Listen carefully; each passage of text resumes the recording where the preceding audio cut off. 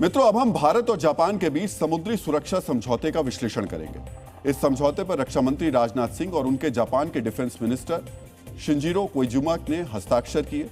आज आपको जानना चाहिए इस समझौते में चीन के लिए कौन सा कड़ा संदेश छिपा हुआ है और भारत जापान के बीच हुआ यह सुरक्षा समझौता दोनों देशों की साझा चिंताओं के खिलाफ क्यों गेम चेंजर माना जा रहा है।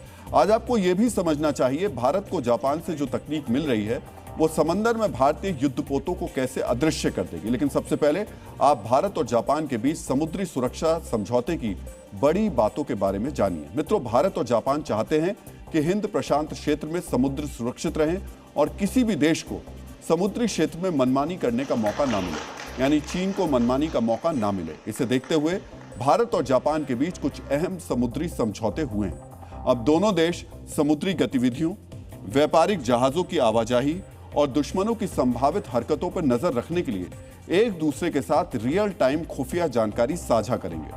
आपातकालीन स्थितियों में दोनों देशों की नौसेनाएं मानवीय सहायता, आपदा राहत और समुद्र में खोज और बचाव अभियानों में एक साथ मिलकर काम करेंगी। भारत और जापान की नौसेनाएं नियमित रूप से सैन्य साथ अभ्यास करेंगी और समुद्री अभियान चलाने में बेहतर तालमेल बनाएंगी।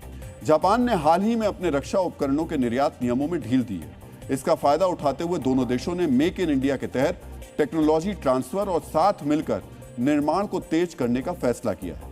रक्षा मंत्री राजनाथ सिंह ने इसे दोनों देशों के सहयोग के लिए मील का पत्थर बताया है। एक्सलेंसी, हमारी आर्मी, नेवी और एयरफोर्स के बीच ज्वाइंट मिलिट्री एंगेजमेंट्स हमारी बढ़ती हुई इंटर ऑपरेबिलिटी को रिफ्लेक्ट करती हैं, लेकिन बदलती वैश्विक अनिश्चितताओं से आगे रहने के लिए हमें उभरते डोमेन्स में अपने सहयोग में और विस्तार करना होगा और मेक इन इंडिया इनिशिएटिव के तहत डिफेंस इंडस्ट्रियल मैन्युफैक्चरिंग को आगे बढ़ाना होगा। मित्रों, इसी समझौते के तहत भारत को वो स्टेल्थ तकनीक मिल रही है जिससे भारत के जो युद्धपोत दुश्मनों के रडार में अब नजर में नहीं आएंगे और इसका निर्माण भी भारत में ही किया जाएगा।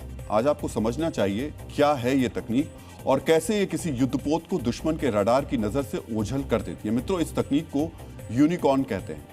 ये एक खास तरीके का एंटीना सिस्टम होता है जो जहाज के ऊपर वाले हिस्से पर लगा होता है। मित्रों, ये यूनिकॉर्न सिस्टम से लैस युद्धपोत है। इस जहाज के एंटीने के एक कवर में ये बंद है जिससे युद्धपोत दुश्मन के रडार की पकड़ में नहीं आता।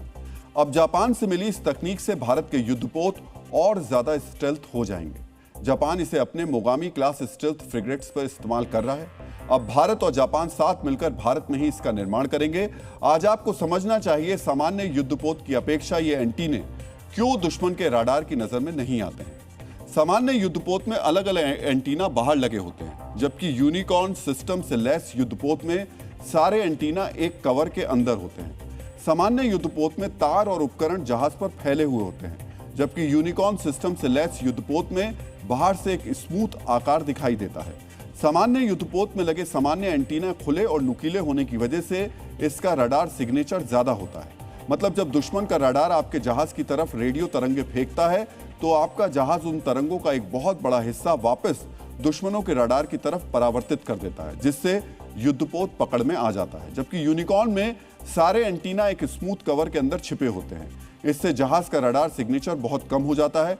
जहाज का रडार सिग्नेचर कम होने का सीधा मतलब यह है कि वो 7000 टन का एक विशाल युद्धपोत होते हुए भी दुश्मन के रडार स्क्रीन पर एक छोटी सी मछली पकड़ने वाली नाव या किसी पक्षी के आकार का दिखाई देगा। इससे उसकी पहचान नहीं हो पाती। इसे ही हम स्टेल्थ तकनीक कहते हैं। पहली बार जापान ने भारत को इतनी एडवांस रक्षा तकनीक दी है। जापान और भारत के रक्षा मंत्रियों के बीच बैठक में इस पर तेजी से काम करने की बात हुई है। भारत में निर्माण होने से भारतीय युद्धपोतों को तेजी से स्टेल्थ किया जा सकेगा, जिससे भारत की नौसेना भविष्य की चुनौतियों का मजबूती से सामना कर पाएगी।